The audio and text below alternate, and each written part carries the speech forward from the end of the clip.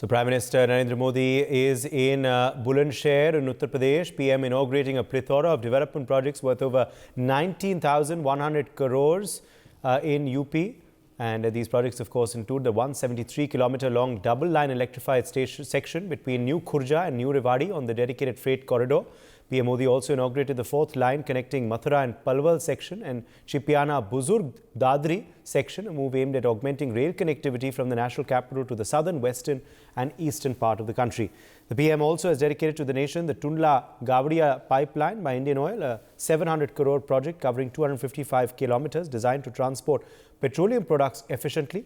The pipeline project will facilitate the transportation of petroleum products from Tundla to Gavadia, T-point of Barauni-Kanpur pipeline. Nikita Sareen is joining us for more details on this story. Nikita, an important day today for Uttar Pradesh. PM in Bulandshahr inaugurating a plethora of development projects and work.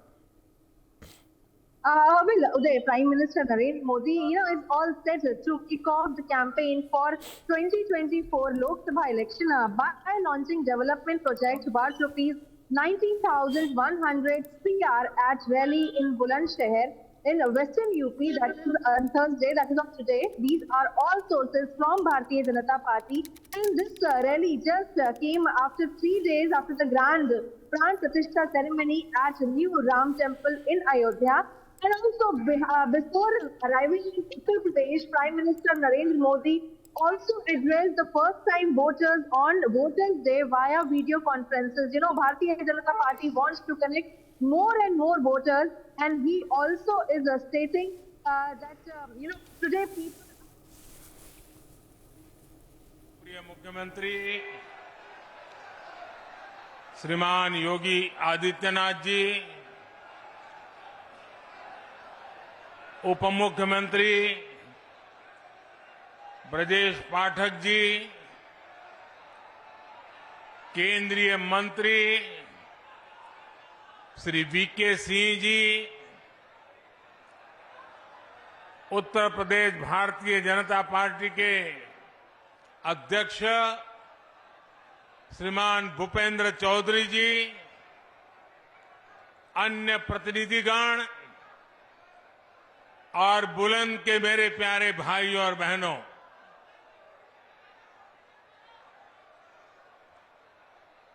आपका ये प्यार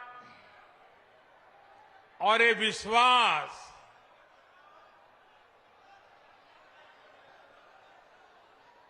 जीवन में इससे बड़ा सौभाग्य क्या हो सकता है। मैं आपके प्यार के लिए अभिभूत हूं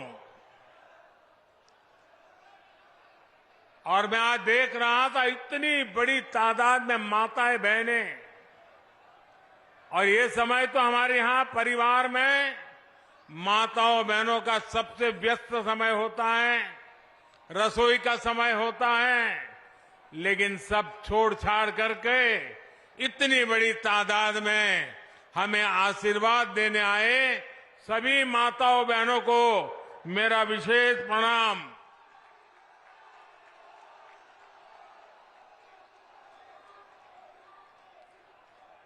बाईस तारीख को अयोध्या धाम में प्रभु श्री राम के दर्शन हुए और अब यहां जनता जनार्दन के दर्शन का सौभाग्य मिला है। आज पश्चिमी यूपी को विकास के लिए 19,000 करोड़ रुपए से अधिक के प्रोजेक्ट भी मिले हैं। ये project rail line, highway, petroleum pipeline, पानी, सीवेज, मेडिकल कॉलेज और औद्योगिक शहर से जुड़े हुए हैं। आज यमुना और रामगंगा की स्वच्छता से जुड़े प्रोजेक्ट का भी लोकार्पण हुआ है। मैं बुलंदशहर सहित पश्चिमी उत्तर प्रदेश के सभी मेरे परिवारजनों को इसके लिए बहुत बहुत बधाई देता हूं।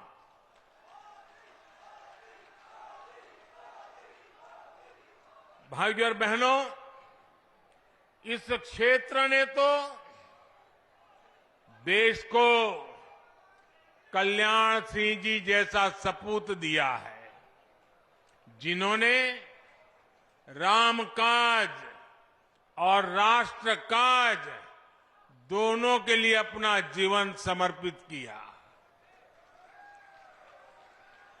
आज वो जहां है, अयोध्या धाम को देखकर बहुत आनंदित हो रहे होंगे। ये हमारा सौभाग्य है कि देश ने कल्याण सिंह जी और उनके जैसे अनेक लोगों का सपना पूरा किया है। लेकिन अभी भी सशक्त राष्ट्र के निर्माण का, सच्चे सामाजिक न्याय का उनका स्वप्न पूरा करने के लिए हमें अपनी गति और बढ़ानी है, और जिसके लिए हमें मिलकर काम करना है। साथियों, अयोध्या में मैंने रामलला के सानिध्य में कहा था कि प्राण प्रतिष्ठा का कार्य संपन्न हुआ, अब राष्ट्र प्रतिष्ठा को नई ऊंचाई देने का समय है।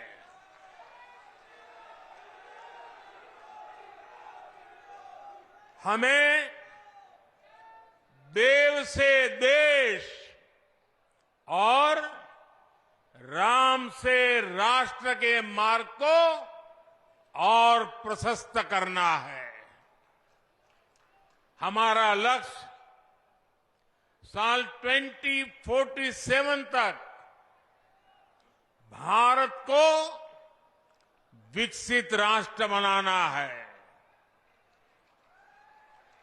और लक्ष्य बड़ा हो तो उसके लिए हर साधन जुटाना होता है, सबको मिलकर के प्रयास करना पड़ता है। विकसित भारत का निर्माण भी यूपी के तेज विकास के बिना संभव नहीं है। इसके लिए हमें खेत खलिहान से लेकर ज्ञान, विज्ञान, उद्योग, उद्यम तक हर शक्ति को जगाना है।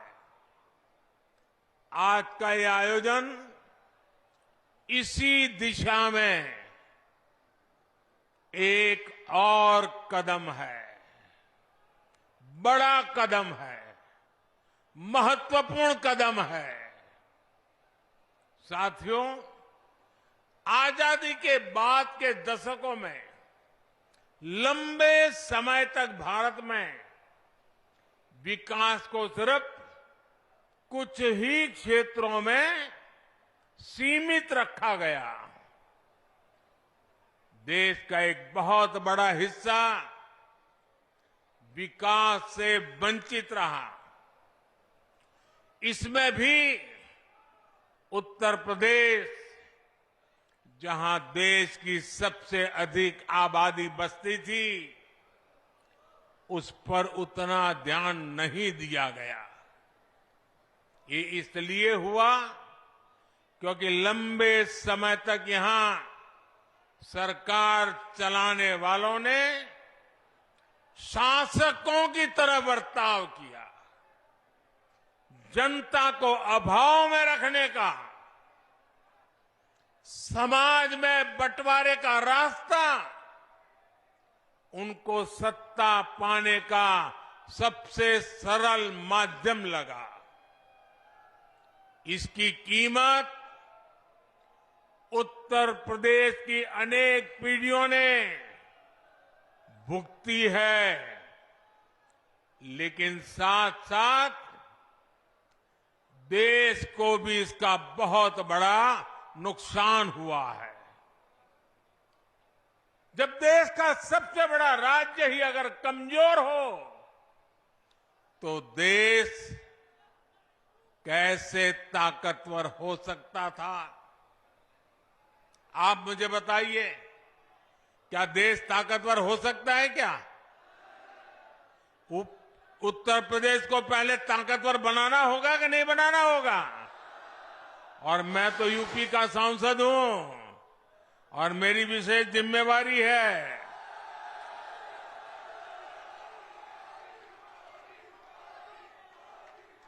मेरे परिवारजनों, 2017 में डबल इंजन की सरकार बनने के बाद से यूपी में पुरानी चुनौतियों से निपटने के साथ ही आर्थिक विकास को नई गति दी है। आज का कार्यक्रम हमारी इस प्रतिबद्धता का प्रमाण है। आज भारत में 2 बड़े डिफेंस कॉरिडोर पर काम चल रहा है। उनमें से एक यूपी में, पश्चिमी यूपी में बन रहा है। आज भारत में नेशनल हाईवे का तेजी से विकास हो रहा है। उसमें से अनेक पश्चिमी यूपी में बन रहे हैं। आज हम यूपी के हर हिस्से को आधुनिक एक्सप्रेसवे से कनेक्ट कर रहे हैं। भारत का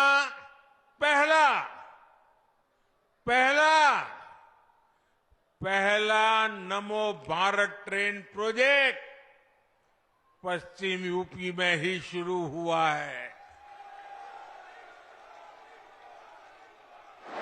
यूपी के कई शहर मेट्रो सुविधा से जुड़ रहे हैं। यूपी ईस्टर्न और वेस्टर्न डेडिकेटेड फ्रेट कॉरिडोर्स का हब बन रहा है। और ये बात बहुत बड़ी है साथियों। आने वाली शताब्दियों तक इसका महात्म्य रहने वाला है, जो आपके नसीब में आया है। जब जेवर इंटरनेशनल एयरपोर्ट बनकर तैयार हो जाएगा तो इस क्षेत्र को एक नई ताकत, नई उड़ान मिलने वाली है। साथियों, सरकार के प्रयासों से आज पश्चिमी उत्तर प्रदेश रोजगार देने वाले प्रमुख सेंटर में से एक बन रहा है। केंद्र सरकार देश में 4 नए औद्योगिक स्मार्ट शहर बनाने की तैयारी में है। ऐसे नए शहर जो दुनिया के श्रेष्ठ मैन्युफैक्चरिंग और निवेश स्थलों को टक्कर दे सके। इसमें से एक औद्योगिक स्मार्ट शहर पश्चिमी उत्तर प्रदेश के ग्रेटर नोएडा में बना है। और आज मुझे इस महत्वपूर्ण टाउनशिप का उद्घाटन करने का सौभाग्य मिला है। यहां हर वो बुनियादी सुविधाएं विकसित की गई है जो रोजमर्रा के जीवन के लिए, व्यापार, कारोबार, उद्योग के लिए चाहिए। अब ये शहर दुनिया भर के निवेशकों के लिए तैयार है। इसका लाभ यूपी के, विशेष रूप से पश्चिमी यूपी के हर छोटे, लघु और कुटीर उद्योग को भी होगा। इसके बहुत बड़े लाभार्थी हमारे किसान परिवार, हमारे खेत मजदूर भी होंगे। यहां कृषि आधारित उद्योगों के लिए नई संभावनाएं बनेगी। साथियों, आप भी जानते हैं कि पहले खराब कनेक्टिविटी की वजह से किसान की पैदावार समय पर बाजार नहीं पहुंच पाती थी। किसानों को अधिक भाड़ा भी देना पड़ता था। गन्ना किसानों को कितनी परेशानी होती थी, ये आपसे बेहतर और कौन जानता है। किसानों की उपज को अगर विदेश एक्सपोर्ट करना होता था तो वो भी मुश्किल था। यूपी समंदर से बहुत दूर है, इसलिए उद्योगों के लिए जो गैस और दूसरे पेट्रोलियम प्रोडक्ट चाहिए, उन्हें भी ट्रकों में लाना पड़ता था। इन सारी चुनौतियों का हल नए एयरपोर्ट और नए डेडिकेटेड फ्रेट कॉरिडोर में है। अब यूपी में बना सामान यूपी के किसानों के फल सब्जी और ज्यादा आसानी से विदेशी बाजार तक पहुंच पाएंगे। मेरे परिवारजनों, डबल इंजन सरकार का निरंतर प्रयास है कि गरीब और किसान का जीवन आसान हो। मैं योगी जी की सरकार को बधाई दूंगा कि उन्होंने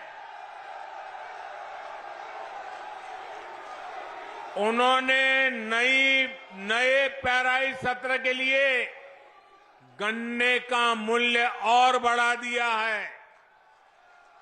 गन्ना किसान हो, गेहूं और धान किसान हो, सभी किसानों को पहले अपनी ही उपज का पैसा पाने के लिए लंबा इंतजार करना पड़ता था। लेकिन हमारी सरकार इस परिस्थिति से किसान को बाहर निकाल रही है। हमारी सरकार ने ये सुनिश्चित किया है, मंडी में अनाज बेचने पर किसान का पैसा सीधे किसान के बैंक अकाउंट में जाना चाहिए। डबल इंजन सरकार ने गन्ना किसानों से जुड़ी समस्याओं को भी लगातार कम करने का प्रयास किया है। गन्ना किसानों की जेब में ज्यादा से ज्यादा पैसे जाएं, इसके लिए हमारी सरकार इथेनॉल बनाने पर बल दे रही है। इस वजह से किसानों को हजारों करोड़ रुपए अतिरिक्त मिले हैं। साथियों, किसानों का हित हमारी सरकार की सर्वोच्च प्राथमिकता है। आज सरकार हर किसान परिवार के इर्द गिर्द एक पूरा सुरक्षा कवच बना रही है। किसानों को सस्ती खाद मिलती रहे, इसके लिए बीते वर्षों में हमारी सरकार ने लाखों करोड़ रुपए खर्च किए हैं। दुनिया में आज यूरिया की जो बोरी 3,000 रुपए तक की मिल रही है, भारत के किसानों को 300 रुपये से भी कम में मिल रही है। आपने ठीक से सुना क्या? ये यूरिया की बोरी दुनिया में 3,000 रुपये तक में बिकती है, जबकि भारत सरकार आपको वो बोरी 300 से भी कम कीमत में देती है। अब देश ने और एक महत्वपूर्ण काम किया है, नैनो यूरिया बनाया है। इससे एक बोरी खाद की शक्ति एक बोतल में समा गई है। इससे भी किसानों को लागत कम होगी, बचत होगी। सरकार ने करोड़ों किसानों के खातों में पीएम किसान सम्मान निधि के 3.25 लाख करोड़ रुपए भी ट्रांसफर किए हैं। मेरे परिवारजनों, कृषि और कृषि आधारित अर्थव्यवस्था के निर्माण में हमारे किसानों का योगदान हमेशा से अभूतपूर्व रहा है। हमारी सरकार सहकारिता के दायरे को भी लगातार बढ़ा रही है।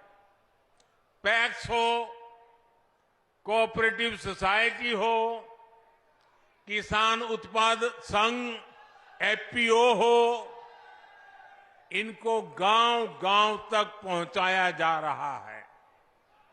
ये छोटे किसानों को बाजार की बड़ी ताकत बन रहा है। खरीद बिक्री हो, लोन हो, कोई फूड प्रोसेसिंग उद्योग हो, एक्सपोर्ट हो, ऐसे हर काम के लिए किसानों की सहकारी संस्थानों को प्रोत्साहित किया जा रहा है। ये छोटे से छोटे किसान को भी सशक्त करने का एक बहुत बड़ा माध्यम बन रही है। किसानों की एक बहुत बड़ी समस्या भंडारण की सुविधा के अभाव की भी रही है। हमारी सरकार ने भंडारण की सुविधाओं के निर्माण के लिए दुनिया की सबसे बड़ी योजना शुरू की है।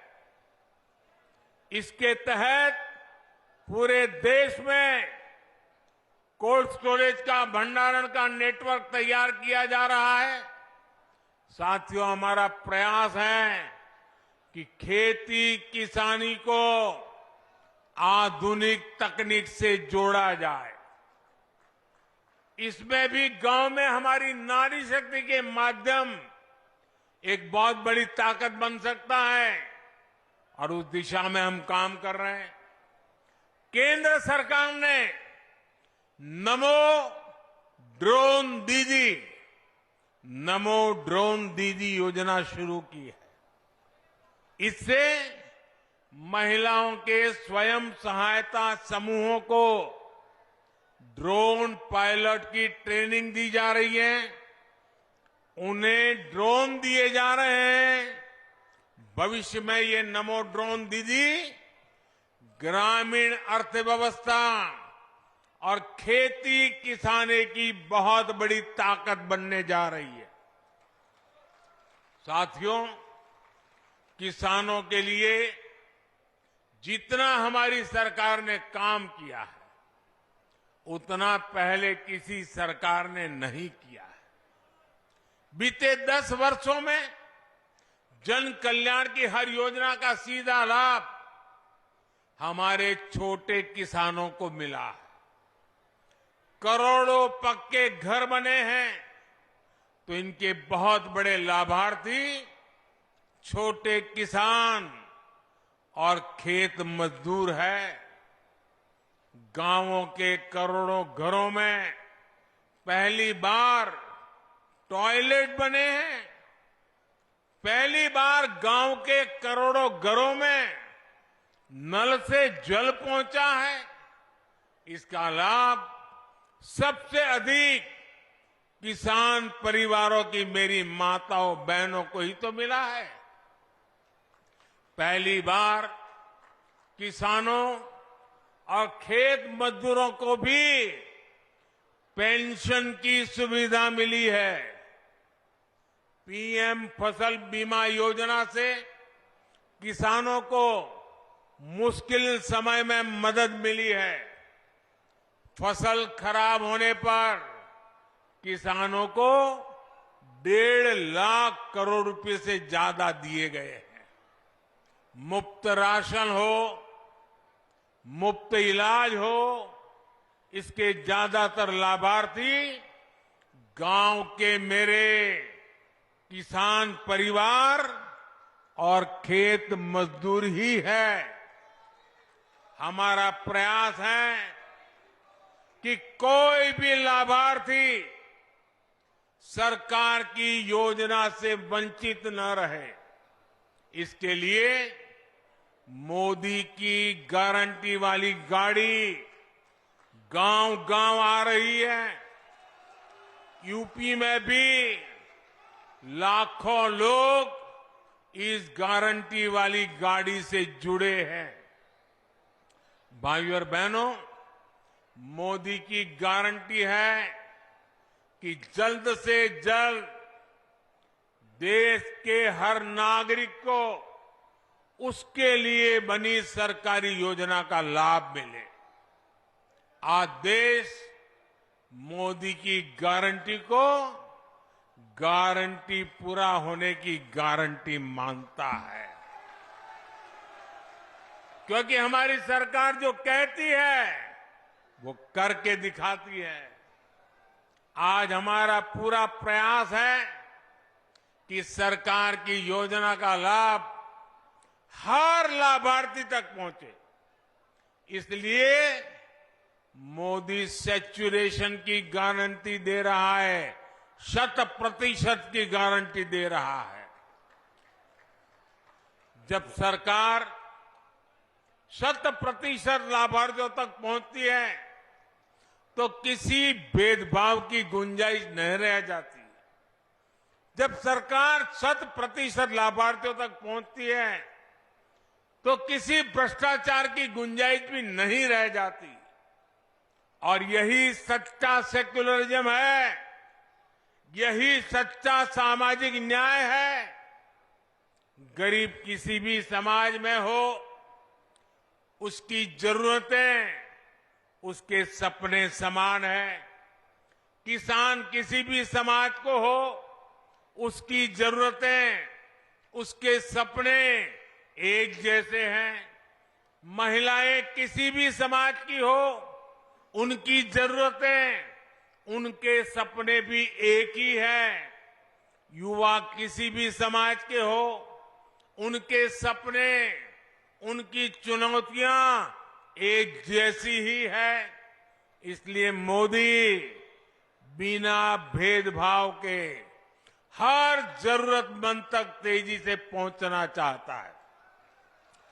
आजादी के बाद लंबे समय तक कोई गरीबी हटाओ का नारा देता रहा, कोई सामाजिक न्याय के नाम पर झूठ बोलता रहा, लेकिन देश के गरीबों ने देखा कि सिर्फ कुछ परिवारों के घर अमीरी आई, कुछ ही परिवारों की राजनीति फली फूली।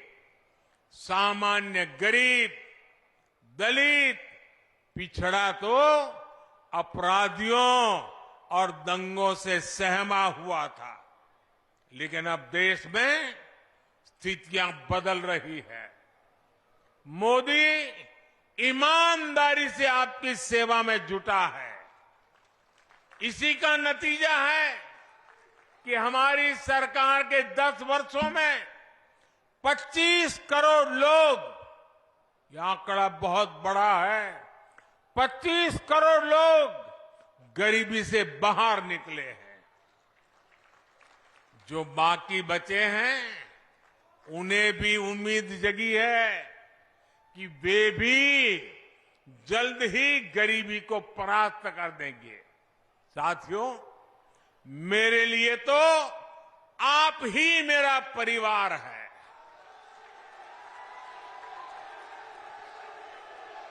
आपका सपना ही मेरा संकल्प है। इसलिए आप जैसे देश के सामान्य परिवार जब सशक्त होंगे तो यही मोदी की पूंजी होगी। गांव गरीब हो, युवा, महिला, किसान हो, सबको सशक्त करने का ये अभियान जारी रहेगा। आज मैं देख रहा था, कुछ मीडिया वाले चला रहे थे कि आज बुलंदशहर में मोदी चुनाव का बिगुल फूकेंगे।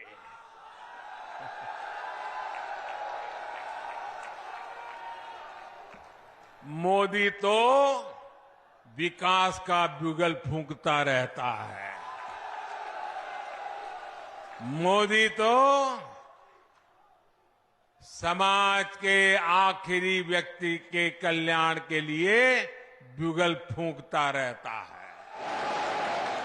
मोदी को न पहले जरूरत थी, न आज जरूरत है, न आगे जरूरत है चुनाव के बिगुल फूंकने की।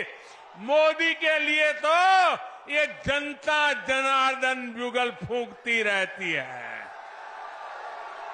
और जब जनता जनार्दन बिगुल फूंकती है तो मोदी को अपना समय उस बिगुल फूंकने में नहीं लगाना पड़ता। उसको तो अपना समय जनता जनार्दन के चरणों में बैठ करके सेवा भाव से काम करने में उसका समय लगा रहता है।